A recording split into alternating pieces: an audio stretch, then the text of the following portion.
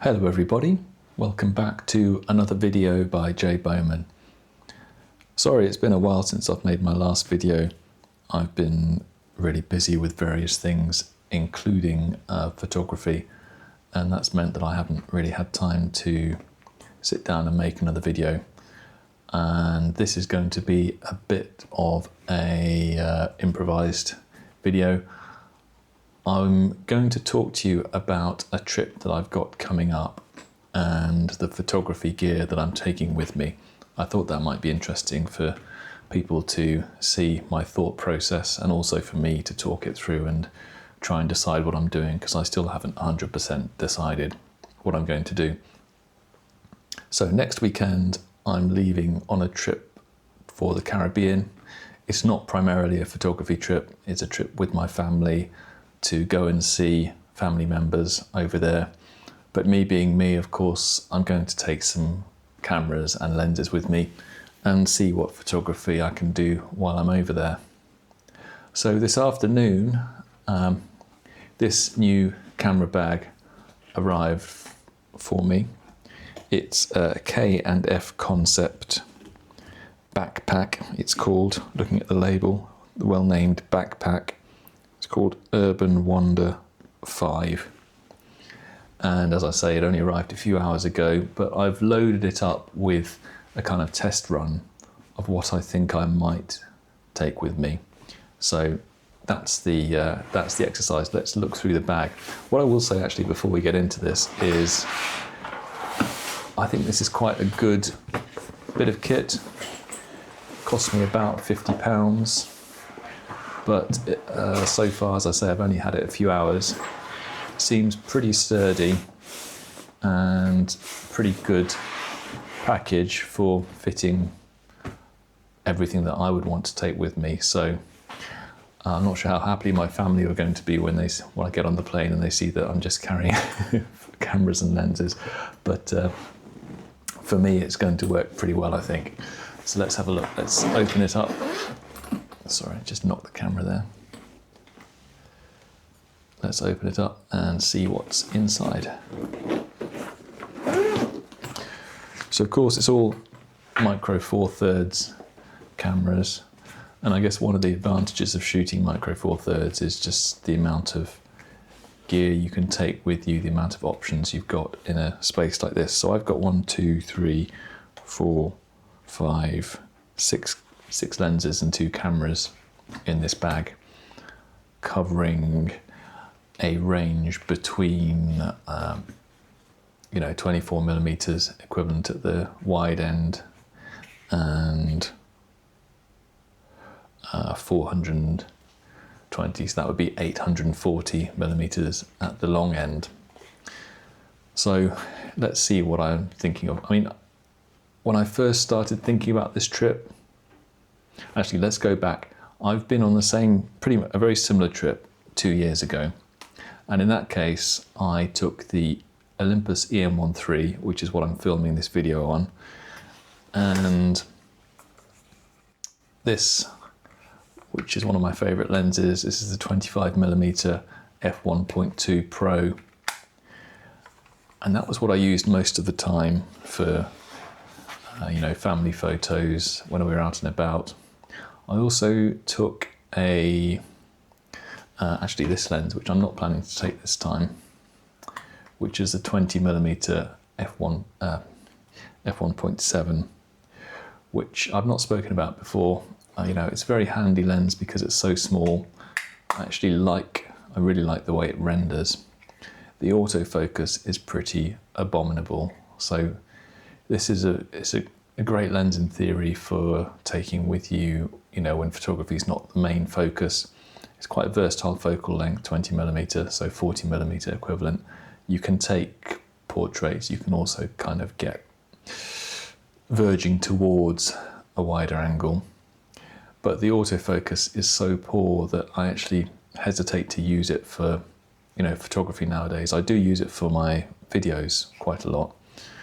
Because as I say, the way it renders is very nice, and it's nice and light. So obviously when I've got the camera mounted on the stand here, it means that it's quite well balanced. But I'm not sure if I'll take that this time. It's not in the bag at the moment, and I might not take it just because I find the autofocus so inconsistent that it's quite frustrating when you think you've taken photos which are in focus. You get home, you look at them on the computer and they're not in focus because the camera's missed focus. I'm not sure if it's just Olympus cameras which don't work that well with this lens, but whatever it is, it's frustrating if you have to take photos in a hurry or in real time. People won't stop and pose for you. Even if they do, there's still a chance that with this lens you won't get proper focus. So for those reasons, even though it's so small and light, I could kind of slot it in anyway almost. I could still take it in theory. I think I'm leaning towards leaving that behind. So anyway, last time I took the EM1 III, the 25mm f1.2, this 20mm for when I wanted to go out and just carry light. And I also took this combination. So this is the EM5 III, which normally you don't see because I use this for filming quite a lot of my videos. And also the lens that I've got mounted on it at the moment, which is the 12mm f2.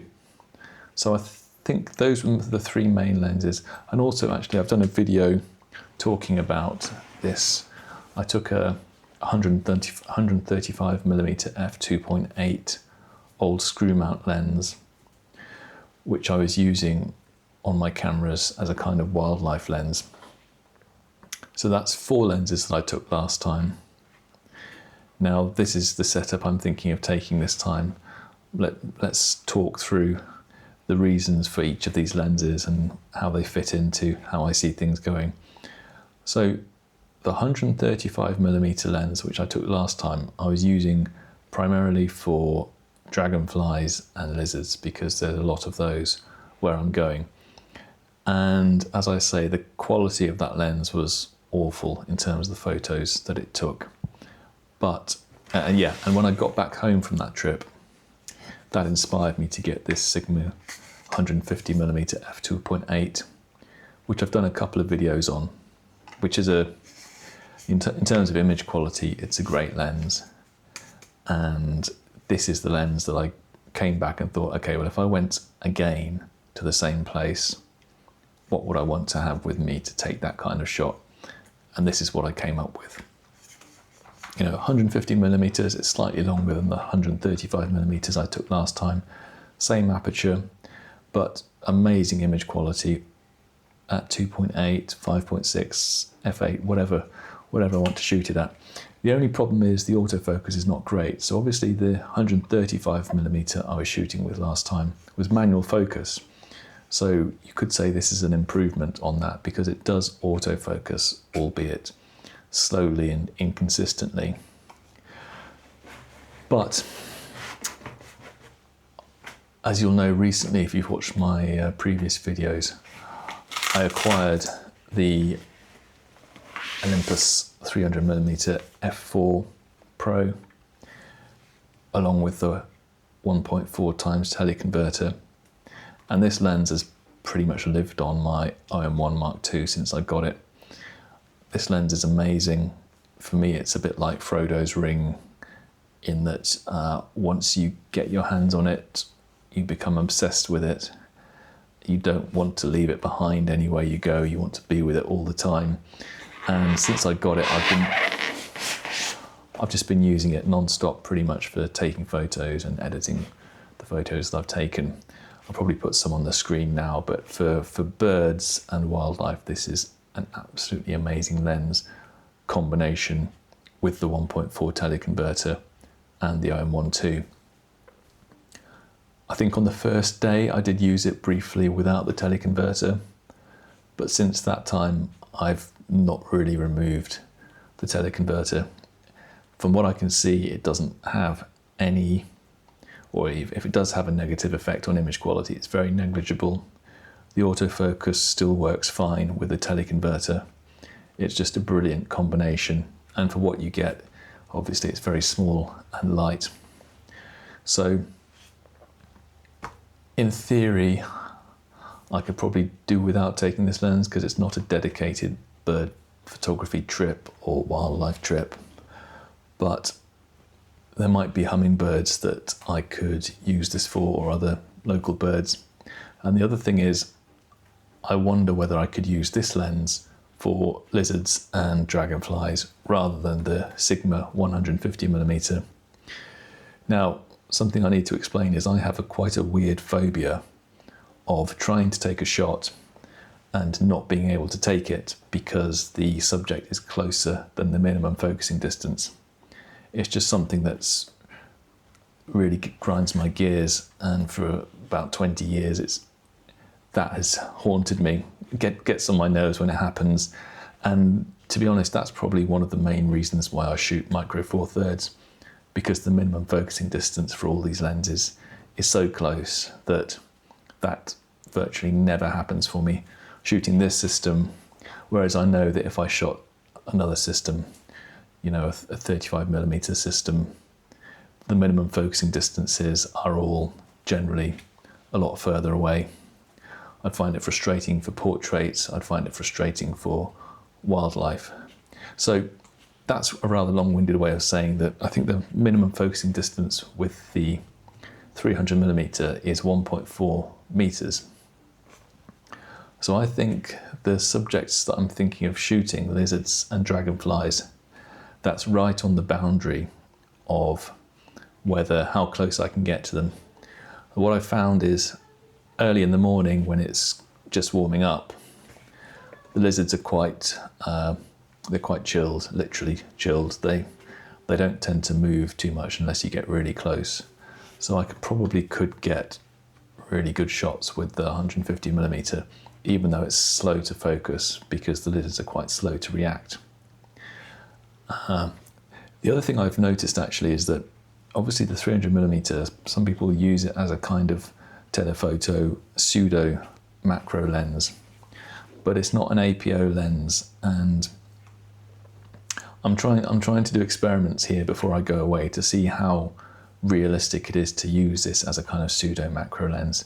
But my initial experiments are that even though it's a great quality lens, perfect for birds, deer, you know, any kind of normal sized wildlife, using it for small things close up, the Sigma does, I think, produce better results. So this is the kind of weighing up exercise I'm doing in my mind. I'll probably end up taking both of them as they both fit in the bag, as you can see. Why wouldn't I? And I'll do some experiments, you know, working out which works better for me in the field. The other thing I'd say is that dragonflies are even less skittish than lizards, I find. I found that at least the dragonflies I was shooting over there, they didn't particularly mind humans. In fact, they probably quite like us because we attract mosquitoes and they eat mosquitoes. So if I'm there taking photos of the dragonfly seemed to be quite happy for me to be able to get pretty close to it, and every once in a while it would fly off and, you know, eat a mosquito and then come back and get to its post. So I think the 150 Sigma macro would work quite well in those circumstances. So that's the kind of, these two lenses, they slightly overlap potentially, and they're the two biggest and heaviest lenses I'm taking. So, you know, in a way, it's potentially overkill. I could narrow it down and take one or the other, but for the reasons I've explained, it's quite a difficult decision to make. Now, when I first started thinking about this trip months ago, I did think I could probably narrow the lens choice down to just one lens, really. So this lens, I'm not sure if I haven't done a video on it yet, actually. This is the 12-100 f4 Pro, and I got this about a month before I got the 300mm f4, and so in that brief month I used this a lot. It's a really good lens. I love the range that it covers. You know, obviously it goes from landscape, wide angle at 12mm, To 100mm, you could just about use that for some kind of birds, some wildlife, portraits. It's very versatile, and I think the plan is that this will be my main walk around lens. That, you know, if I'm going out for the day, this will be the lens on my camera. It might be the only lens that I take in those circumstances. You know, it's f4 maximum aperture. In the Caribbean, the light tends to be pretty good, so the f4 is not such a concern for me. And I also like the way it renders. Now, last time when I went away, obviously I was shooting the 25mm 1.2, which I will take with me again. But one thing I've noticed is that with the 25mm, it's very tempting just to shoot it wide open all the time at f1.2. You know, 1.2 on a micro four thirds, it's not that shallow. You can still see some of the background, but one of the reasons I lean towards taking this is deliberately to get more of the background in focus. Shooting it wide open at f4, you know, that's the equivalent of f8 on a 35mm camera. So I'm slightly changing focus from just seeing the subject and everything else is out of focus to having more context. And I think it's going to be an interesting exercise to compare the photos from last time I went to photos I take this time, and being constrained slightly by having that f4 maximum aperture. Now, obviously I am still taking the 1.2. That will be useful after sundown, when we go to restaurants, that kind of thing. So I still want to take it for those reasons. Now, this lens here is the Olympus 60mm 2.8 macro. Now, this is kind of the third overlapping lens with the 150mm and the 400, in that they're all kind of wildlife lenses. In a way, I'm umming and ahhing whether I really want to take this or not. It's probably slightly too short for lizards and dragonflies, possibly. I mean, one of the advantages is that I can do focus bracketing with this, which I can with the 300mm as well, but not with the f2.8 Sigma. Also, the fact that it's so small and light, it just fits in a corner of the bag like this. I figured I might as well take it. You know, if I don't use it, then fine. But I can see me getting to a situation possibly where the depth of field is too shallow with this for the subjects that I'm taking.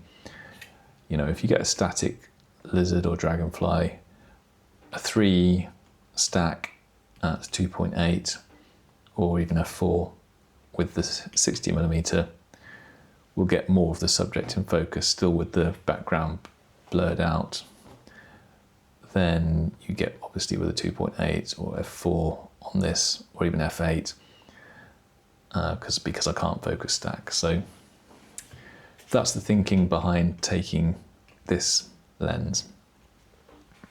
Now, obviously the main camera I'm taking is the OM1 Mark II. The backup camera I'm taking is the EM5 Mark III. I'm still slightly undecided actually whether I would take the EM5 III or the EM1 III. You know, in theory the EM1 III is a better camera. It has better face detect, has 2 card slot, bigger battery, but everything that the EM1 III does, pretty much everything with only one exception, the OM1 II does, and does it much better. The only thing that the OM1 II doesn't do is I can't focus while using the magnify view with the Sigma, which I can with the EM1 So, but I can also do that with the EM5 So my theory is OM1 is the main camera. I use that when the focus is photography, or when I'm deliberately going out just for take photos. EM5 is small and light. I'll just carry it with me when we're going out and the focus isn't necessarily photography. And there are circumstances where I might take both, when we go to a nature reserve or something like that, for example. So what else am I taking now? I'll take 2 cards in the OM1 Obviously I can only take 1 card in the EM5 I've only got 3 big cards. I've got some smaller backups that I might take with me as well, but I'm planning to take my laptop and just, clear the cards whenever I can to make sure I don't run out of space. I'm also going to take, well, one thing that, I don't know if this will be interesting to people or not, but I don't have any spare batteries for the OM1 or for the EM1 not that that's relevant. I've got some spare batteries for the EM5 but I don't think I'll be taking that either. What I will be taking, and I just need to reach it from behind me,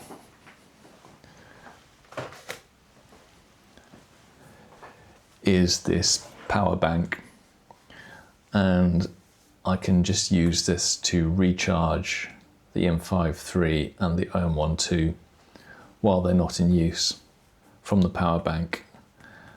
And that's what I did last time with the EM1 and the EM5 and it worked very well with this power bank. I don't take any external chargers, I just use the battery that's in the camera, and that works very well.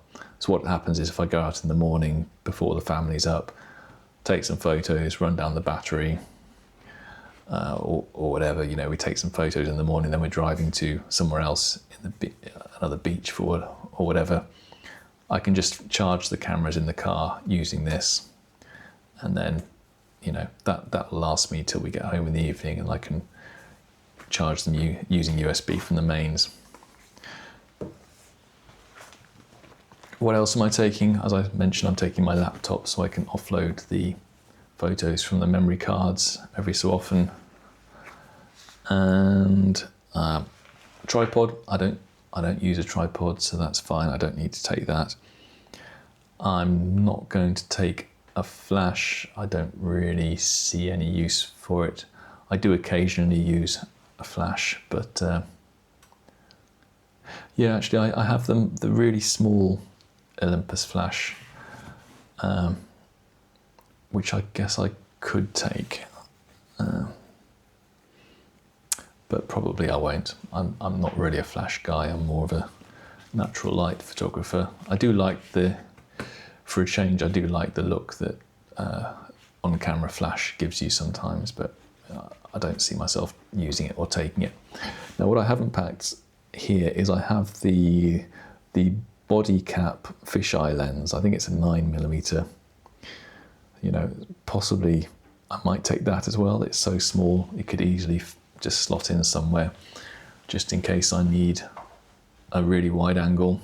Although having said that, I don't like the fisheye look, so probably I won't.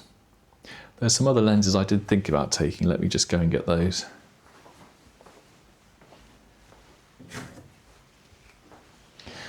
Well, actually, this is the only one that's probably relevant. Now this is the small plastic Fantastic 14mm to 42mm.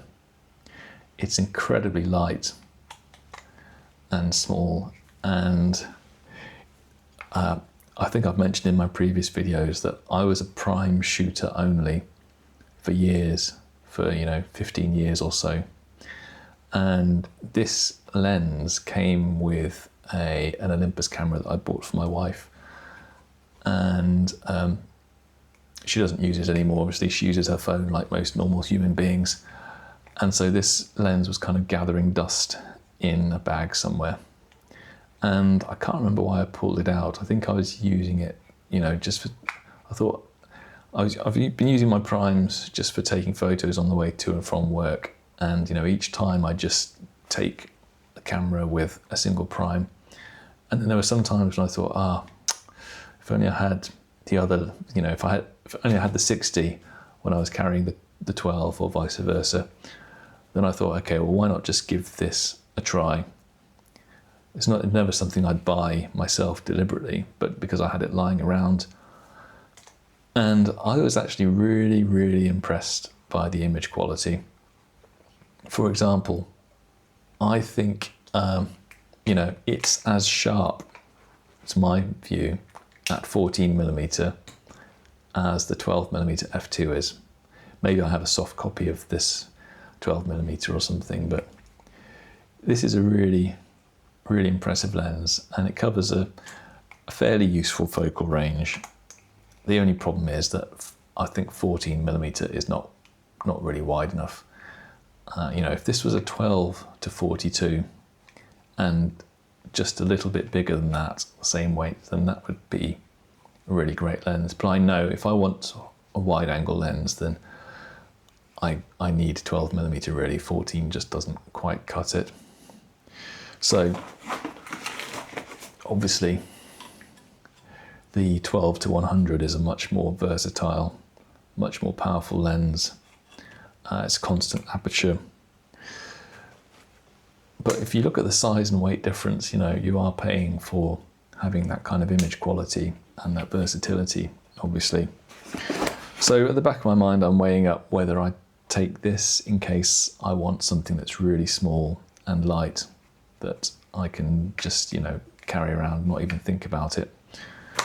Whereas this, obviously, this screams, you know, photographer, whereas this doesn't.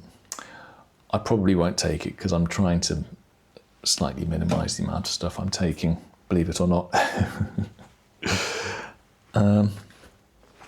I think that's it. As you can tell, I'm still slightly thinking through what I'm going with, but having got the bag, having sorted out the compartments, I think this is probably a decent compromise between taking everything, absolutely everything, and taking enough what I think is going to cover everything I need.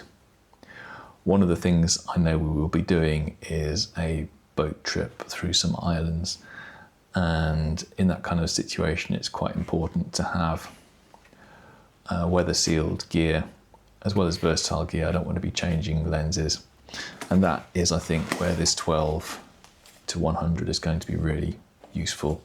I can just cover everything with this one lens, no changing lenses. You know, if it gets water on it, that's fine. So yeah, I'm really looking forward to the trip, obviously, and hopefully I won't waste too much time agonizing over which lens I'm going out with on any particular day. So, and maybe you'll see some of the photos when I get back, who knows. So if you've made it this far, thank you very much for watching. Hopefully this has been useful and or interesting for you. And please give me a like and a subscribe, and I will catch you on the next video. Thanks very much for watching, and goodbye.